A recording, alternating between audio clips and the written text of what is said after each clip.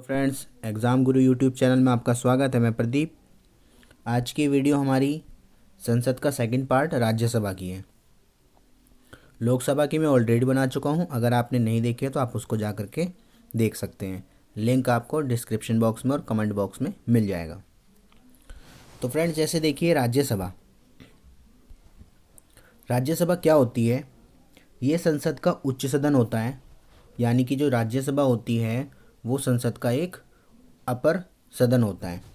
क्योंकि मैंने आपको बताया था कि संसद के अंतर्गत आपको मैंने बताया था, एक होती है लोकसभा, दूसरी राज्यसभा और थर्ड आपकी राष्ट्रपति। ठीक है, तो उसके अंतर्गत अभी हम ऑलरेडी जो बना चुके थे वो लोकसभा की थी, अभी ये राज्यसभा की है।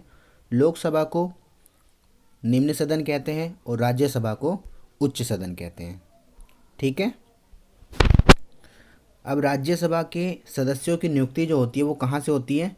राज्य विधानसभाओं के सदस्य द्वारा। राज्य के जो विधानसभा सदस्य होते हैं उनके द्वारा होती है।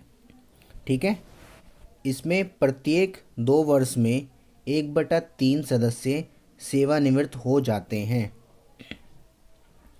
जो जितने भी लोग राज्यसभा के मेंबर होते हैं उसमें से जो 1/3 होते हैं ना, वो 2 साल बाद वहाँ से रिटायर हो जाते हैं। 1/3 ही क्यों? क्योंकि इसका जो कार्यकाल होता है वो 6 वर्ष का होता है। 1/3 हिस्से 2 साल में निकलेंगे, फिर 1/3 अगले 2 साल में, फिर 1/3 अगले 2 साल में। तो यानी कि इससे क्या होता है, कभी भी ये भंग नहीं हो सकती। यानी कि ऐसा कभी नहीं हो सकता कि राज्यसभा के मेंबर जो हों राज्यसभा में ना हो। जैसे कि आपको पता है लोकसभा में क्या होता है, हर 5 साल बाद लोकसभा भंग हो जाती है, दोबारा से हर एक मेंबर इलेक्ट होता है उसमें। परंतु इसमें ऐसा नहीं होता। 2 साल के अंतर्गत 1/3 रिटायर होते हैं, बाकी के जो 2/3 होते हैं वो रहते हैं उसमें, ताकि जो नए आए उनको कार्य समझाया जा सके। मैं आपको एक तरीका और बताता हूँ। देखिए, उदाहरण के लिए मान लीजिए कि 600 लोग हैं किसी राज्यसभा में, 100 लेते हैं। ठीक है, 100 से आपको कैलकुलेशन टफ पड़ेगी, आप मान लीजिए 90 में क्या है, 1/3 2 साल के लिए रिटायरमेंट हो जाते हैं। 1/3 इसका कितना आता है, 30। यानी 30 चले जाएंगे पहली साल में और फिर अगले 30 आ जाएंगे। ठीक है, तो क्या होगा, देखिए जैसे मैंने आपको बताया कि 90 थे, इसमें से 30 चले गए तो कितने बचे, 60 बचे।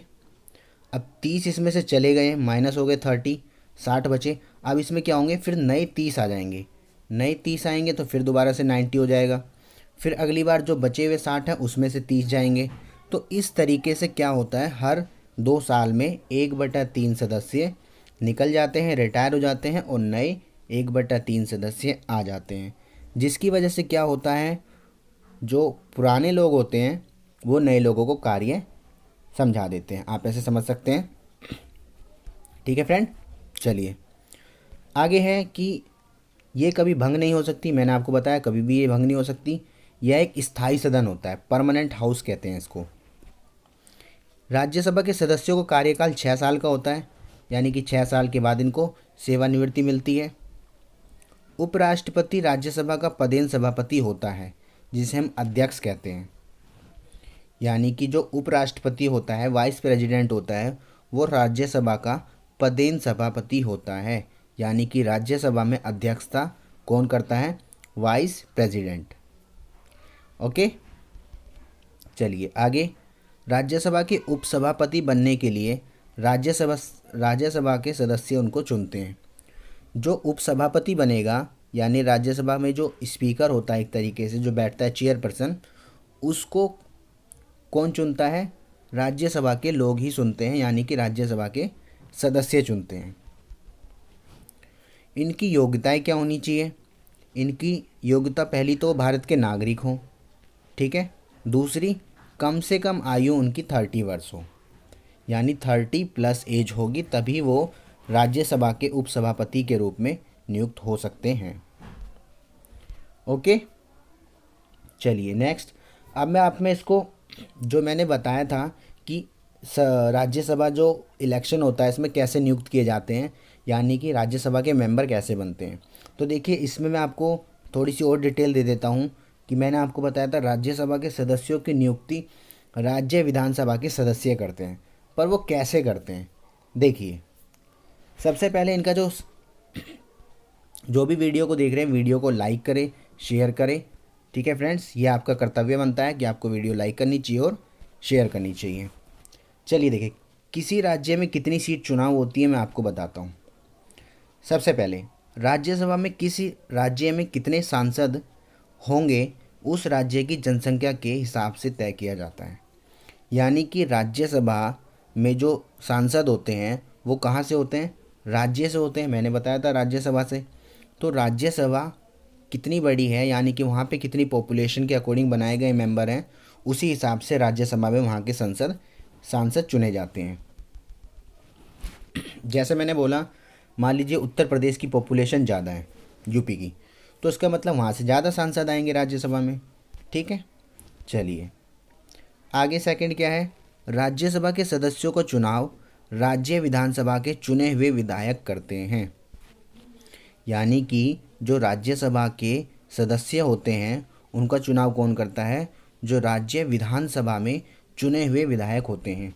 यानी कि विधानसभा में जो चुने गए विधायक हैं वो राज्यसभा के मेंबर को चुनते हैं।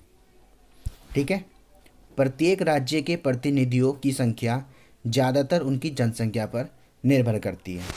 मैंने आपको जैसे बताया, जैसी पॉपुलेशन उसी हिसाब से सांसदों की संख्या राज्यसभा में नियुक्त होगी। ओके, आगे इस प्रकार से बात करें तो उत्तर प्रदेश में राज्यसभा में सबसे ज़्यादा 31 सदस्य राज्यसभा के हैं। ओके, क्या है, उत्तर प्रदेश में सबसे ज़्यादा 31 सदस्य हैं, क्योंकि आपको भी पता है उत्तर प्रदेश की सबसे ज़्यादा पॉपुलेशन है, इसी वजह से वहाँ की सदस्यता राज्यसभा के प्रति सबसे अधिक 31 है। जबकि बाकी राज्यों की बात करें, जैसे अरुणाचल प्रदेश, मणिपुर, नागालैंड, मेघालय, गोवा, मिजोरम, सिक्किम, त्रिपुरा, ये ऐसे और भी जो कम जनसंख्या वाले राज्य हैं, वहाँ की एकमात्र ओनली एंड केवल एक सदस्य सांसद के अंदर राज्यसभा की है। ओके, जो आपके मणिपुर, मेघालय, मिजोरम, गोवा, अरुणाचल प्रदेश ये हैं, इनकी सिर्फ और सिर्फ एक एक सदस्यता है राज्यसभा में। रीज़न क्या है, क्योंकि यहाँ की पॉपुलेशन बहुत कम है। जबकि आपने देखा उत्तर प्रदेश में 31, क्योंकि उत्तर प्रदेश की पॉपुलेशन 2011 की जनगणना के अनुसार लगभग 20 लाख थी। ठीक है, आई होप आपको क्लियर हो रहा होगा। क्लियर हो रहा तो वीडियो को प्लीज़ लाइक करिए और आपको शेयर भी करना है। आगे आते हैं। आगे देखिए, हमें राज्यसभा की मैंने सीटों का बताया है कि कैसे सीटें होती हैं। देखिए वर्तमान में राज्यसभा में 245 सीटें हैं, जो कि भविष्य में 250 तक यानी कि 250 तक हो सकती हैं। ठीक है, 250 से ऊपर नहीं होगी, 250 तक ही सिर्फ इनकी सीटें हो सकती हैं। वर्तमान में तो अभी ये 245 ही हैंगी, जिसमें 233 यानी कि 233 तो चुने जाते हैं, यानी इनका क्या होता है, चुनाव होता है। और 12 राष्ट्रपति मनोनीत करता है, यानी कि जो 12 सीटें होती हैं राज्यसभा में उसको राष्ट्रपति मनोनीत करते हैं। मैंने आपको पहले भी बताया था फ्रेंड कि लोकसभा में कितने मनोनीत करते हैं। लोकसभा में राष्ट्रपति द्वारा कितनी सीटें नियुक्त करी जाती हैं एंग्लो इंडियंस के लिए, वो आप इसका आंसर कमेंट बॉक्स में देंगे। ओके, ये आपका एक होमवर्क क्वेश्चन है। क्या क्वेश्चन है, लोकसभा में राष्ट्रपति द्वारा कितनी सीटें नियुक्त करी जाती हैं एंग्लो इंडियन के लिए। ओके, चलिए आते हैं आगे। मैंने जैसे बताया 250 हो सकती हैं, पर वर्तमान में 245 है, जिसमें से 233 पे चुनाव होते हैं, 12 राष्ट्रपति द्वारा नियुक्त की जाती हैं। और अब इस 233 में से क्या होता है, 229 यानी कि 229 राज्यों से होती है और 4 होती है केंद्र शासित प्रदेशों से। ओके, क्या बोला मैंने आपसे कि 229 राज्यों से होती है, 4 होती है केंद्र शासित प्रदेशों से। आई होप आपको ये प्रॉपर क्लियर हो रहा होगा। ठीक है, तो मैंने क्या बताया, मैंने आपको बताया, आप देखिए आपको क्लियर दिखेगा कि मैक्सिमम सदस्यता 250 है, हो सकती है, अभी तो है नहीं। वर्तमान में 245 है, जिसमें से 233 चुने जाते हैं, 12 राष्ट्रपति द्वारा मनोनीत किए जाते हैं।